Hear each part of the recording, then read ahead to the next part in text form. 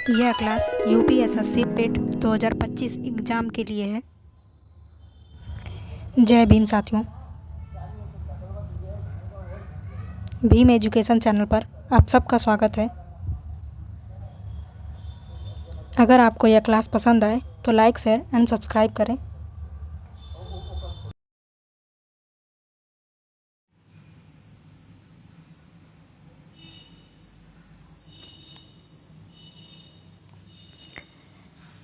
जय भीम साथियों, Bhim education channel पर आप सबका स्वागत है।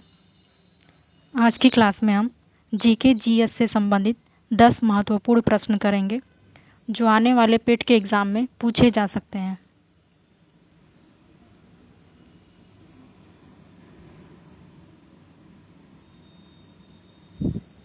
आज का पहला प्रश्न, स्वदेशी आंदोलन का संबंध किससे है?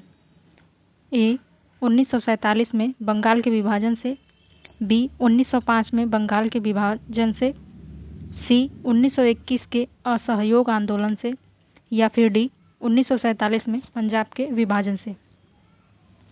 तो राष्ट्रीय आंदोलन का संबंध वर्ष 1905 में बंगाल के विभाजन से है। लॉर्ड कर्जन जो अंग्रेजी सरकार का नेतृत्व कर रहा था, उसका उद्देश्य बंगाल को दुर्बल करना था, क्योंकि उस समय बंगाल भारतीय राष्ट्रवाद का सबसे प्रमुख केंद्र था। 20 जुलाई 1905 में बंगाल विभाजन की घोषणा की गई और 7 अगस्त 1905 को बंगाल विभाजन के विरोध में कलकत्ता के टाउन हॉल में स्वदेशी आंदोलन प्रारंभ की घोषणा की गई, जिसका मुख्य उद्देश्य विदेशी वस्तुओं का बहिष्कार था।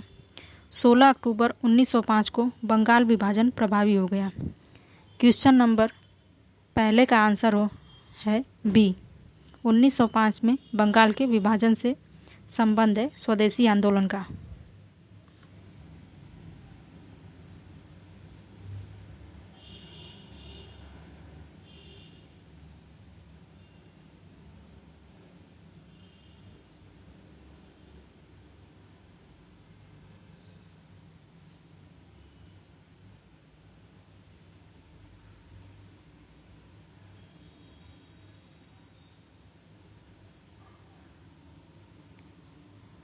प्रश्न संख्या 2, गांधी जी के सत्याग्रह का निम्नलिखित में से किन्हीं दो से जुड़ाव है? ए ज्ञान और धर्म, बी सच्चाई और अहिंसा, सी सच्चाई और उदारता, या फिर डी मातृभूमि के प्रति प्यार और औपनिवेशिक स्वामियों के प्रति घृणा। तो गांधी जी के सत्याग्रह का निम्नलिखित में से किन्हीं दो में से जुड़ाव किन किन से है? तो इसका सही जवाब हो जाएगा ऑप्शन बी, सच्चाई और अहिंसा। सत्याग्रह का मूल अर्थ है सत्य के प्रति आग्रह। गांधी जी ने दक्षिण अफ्रीका के ट्रांसवाल में औपनिवेशिक सरकार द्वारा एशियाई लोगों के साथ भेदभाव के कानून को पारित किए जाने के खिलाफ वर्ष 1906 में पहली बार सत्याग्रह का प्रयोग किया था।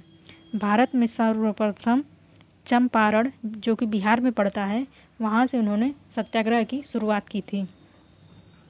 तो दूसरे का सही जवाब हो जाएगा ऑप्शन बी, सच्चाई और अहिंसा।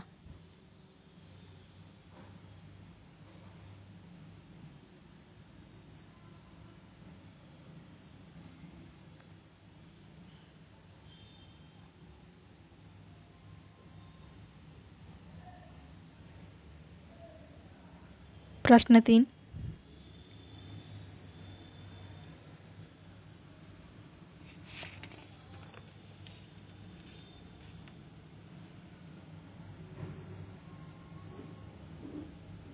भारतीय राष्ट्रीय कांग्रेस के प्रथम मुस्लिम अध्यक्ष कौन थे? ए मौलाना आज़ाद, बी मोहम्मद अली, सी बदरुद्दीन तैयबजी, या फिर डी एनी बेसेंट।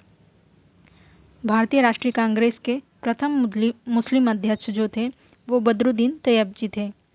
1887 ईस्वी में मद्रास में हुए कांग्रेस के तीसरे अधिवेशन की अध्यक्षता बदरुद्दीन तैयबजी ने की थी।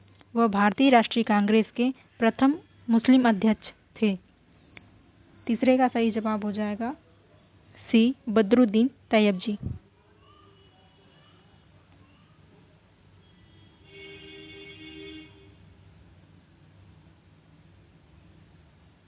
प्रश्न 4, राष्ट्रीय कांग्रेस का प्रथम विभाजन कब और कहाँ हुआ था?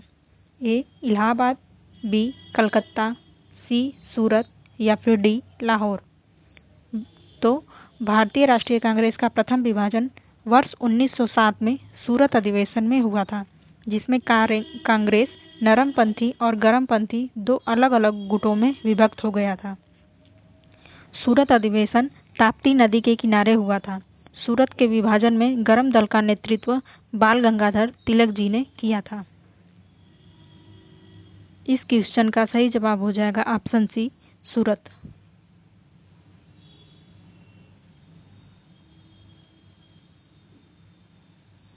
क्वेश्चन 5, भारतीय राष्ट्रीय कांग्रेस की पहली महिला अध्यक्ष कौन थी? ए. सरोजिनी नायडू, बी. विजयलक्ष्मी, सी. एनी बेसेंट या फिर डी. कादम्बरी गांगुली। तो भारतीय राष्ट्रीय कांग्रेस की प्रथम महिला अध्यक्ष जो हैं वो सरोजिनी नायडू हैं।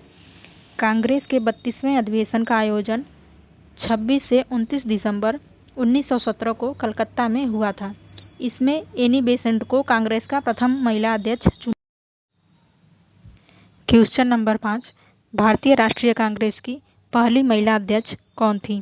ए. सरोजिनी नायडू, बी. विजयलक्ष्मी, सी. एनी बेसेंट या फिर डी. कादम्बरी गांगुली। कांग्रेस के 32वें अधिवेशन का आयोजन 26 से 29 दिसंबर 1917 को कलकत्ता में हुआ था। इसमें एनी बेसेंट को कांग्रेस का प्रथम महिला अध्यक्ष चुना गया था, जबकि सरोजिनी नायडू, जिन्होंने 1925 में कानपुर में भारतीय राष्ट्रीय कांग्रेस के 40वें वार्षिक अधिवेशन की अध्यक्षता की थी, वो कांग्रेस की प्रथम भारतीय महिला अध्यक्ष बनी। तो यहाँ पे महिला अध्यक्ष पूछा है पहली, तो एनी बेसेंट हो जाएगा। अगर भारतीय महिला अध्यक्ष पूछता तो सरोजिनी नायडू होता। तो इस क्वेश्चन का सही जवाब हो जाएगा सी, Annie Besant.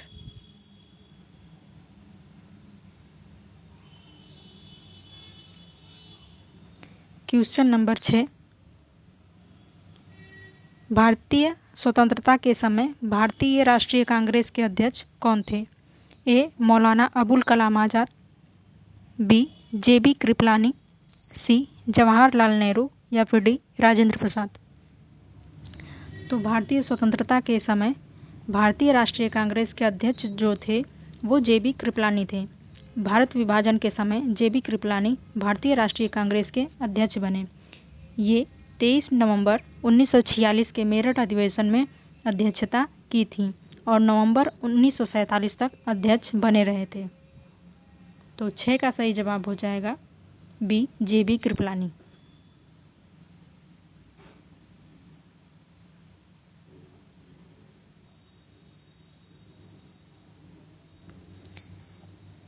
Question 7, Subhash Chandra Bose ने निम्नलिखित में से किस पार्टी की स्थापना की थी? ए. अभिनव भारत, बी. आजाद हिंद फौज, सी. फॉरवर्ड ब्लॉक या फिर D. Revolutionary army.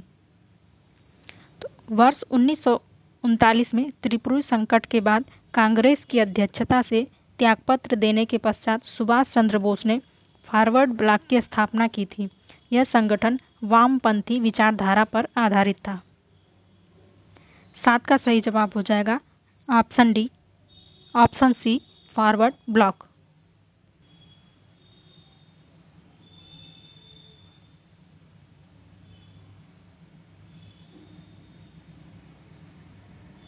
Question 8, Seemant Gandhi किसे कहते हैं? ए. शेख अब्दुल्ला को कहते हैं, बी. मनीलाल गांधी या फिर सी. खान अब्दुल गफ्फार खां या फिर डी. गोपाल कृष्ण गोखले। तो सीमांत गांधी जो है वो खान अब्दुल गफ्फार खां को कहते हैं। सविनय अवज्ञा आंदोलन के दौरान उत्तर पश्चिमी सीमांत प्रांत में सक्रिय भूमिका निभाने वाले खान अब्दुल गफ्फार खां को फ्रंटियर गांधी अथवा सीमांत गांधी कहा जाता है। 8 का सही जवाब है सी, खान अब्दुल गफ्फार खां।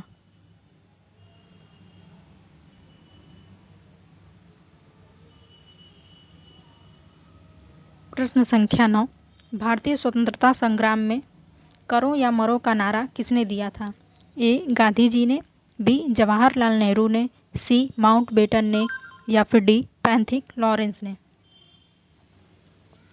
तो भारतीय स्वतंत्रता संग्राम में जो करो या मरो का नारा दिया था वो गांधी जी ने दिया था। और किस समय दिया था? तो इन्होंने भारत छोड़ो आंदोलन के दौरान करो या मरो का नारा दिया था।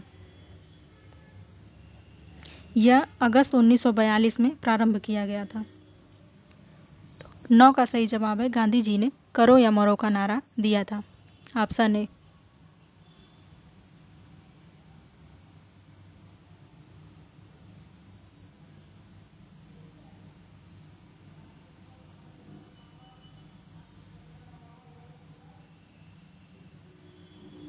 प्रश्न 10।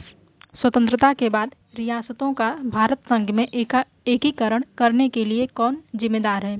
ए राजगोपालाचारी, बी पंडित जवाहरलाल नेहरू, सी सरदार पटेल या फिर डी मौलाना अबुल कलाम आजाद।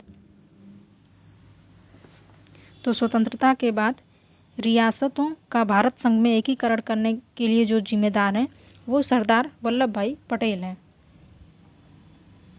स्वतंत्रता के बाद रियासतों का भारत संघ में एकीकरण करने के लिए सरदार वल्लभ भाई पटेल जिम्मेदार थे। भारतीय संघ में अधिकांश रजवाड़ों का विलय वर्ष 1947 में हुआ।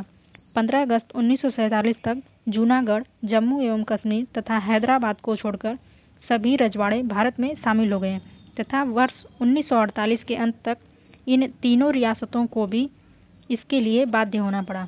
उल्लेखनीय है कि सरदार वल्लभ भाई पटेल के नेतृत्व में ही भारतीय संघ में विभिन्न रियासतों का विलय हुआ था। तो क्वेश्चन नंबर 10 का जो सही जवाब हो जाएगा वो सी हो जाएगा, सरदार वल्लभ भाई पटेल।